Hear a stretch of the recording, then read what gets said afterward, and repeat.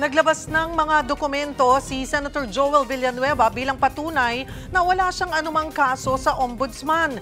Ito ay matapos sabihin ni Ombudsman Boying Remulla sa isang panayam na dapat na umanong ipatupad ang 2016 dismissal order laban sa senador. Para sa update, magbabalita live mula sa Senado si Mobile Journal Merimon Reyes. Merimon, bakit parang napaghandaan agad ni Senator Joel itong ang pag-ungkat sa 2016 dismissal order at mayroon na agad siyang dokumento mula mismo sa Ombudsman na wala nga siyang kaso? Cheryl, nung hiningan nga ng komento ng media itong si Senator Joel Villanueva sa inaasahang sulat ni Ombudsman Remulla, nagbahagi siya ng mga kopya ng mga clearance mula sa Sandigan Bayan at saka sa Office of the Ombudsman na naglilinaw na wala raw siyang pending criminal or administrative charges. At ang sabi dito ni Senator Joel sa isang mensahe, self-explanatory na raw itong mga dokumento at inaasahan na raw nila ang tila isang harassment o yung panghaharas daw na kanilang mararanasan, pati yung mga fake news na kumakalat dito. Kaya so far walang ibang pagpapaliwanag na binigay ang senador kung bakit maaga, kasi as early as yung unang linggo ng Setyembre, lumabas na inisyu na itong mga clearance. Pero ang plano rin ng senador ay magpa-file din daw sila ng mga karampatang kaso sa mga nagpapakalat naman din ng fake news tungkol sa usaping ito. Sheryl.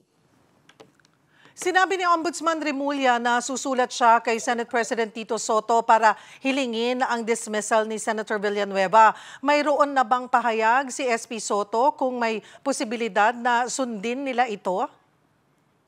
Cheryl, ang huling nasabi dyan ni SP Soto kanina umaga, hihintayin daw muna niya. Hindi pa raw siya makakapag-komento hanggat hindi pa natatanggap yung komunikasyon mula dito kay Ombudsman Remulla. At inaasahan kasi na bukas, sakto dahil may hearing ang Senate Committee on Finance tungkol sa budget ng Office of the Ombudsman. Kaya nakita rin ni Ombudsman Remulla na personal niyang ibibigay bukas itong kasulatan kay SP Soto. Pero yun nga, Cheryl, ang isa sa antabayanan natin kung isusulong ba o tutugunan ba ng Senado itong sulat niya mula sa Ombudsman, o tulad noong 2016 kung saan yung motion na final mismo ni SP Soto noong siya pa Senate Majority Floor Leader ay yung pag-a-adapt ng opinion ni Legal Counsel Attorney Maria Valentina Cruz. Nakalagay kasi doon na itong Ombudsman ay walang kapangyarihan daw para parusahan o evict ang kahit na sino mula sa upper or lower chamber ng Kongreso base doon sa Ombudsman Act of 1989. So titingnan natin, Cheryl, kung magkakaroon ba ng pagbabago dito. Naglabas din ng clearance mula doon nga sa kopya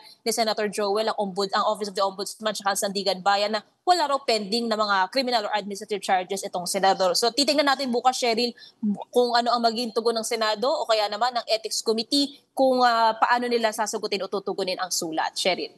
Bukod sa issue na ito, kabila rin ang mga pagdinig dyan sa Senado ngayon. Ano ang update?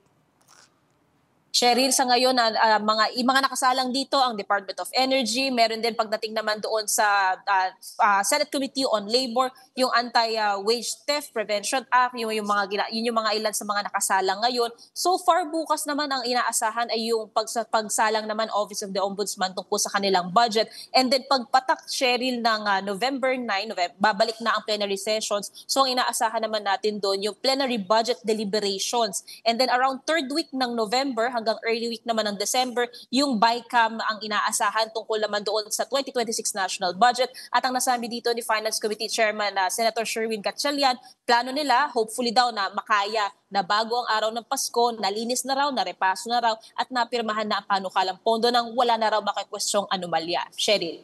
Maraming salamat, Mobile Journal Merimon Reyes.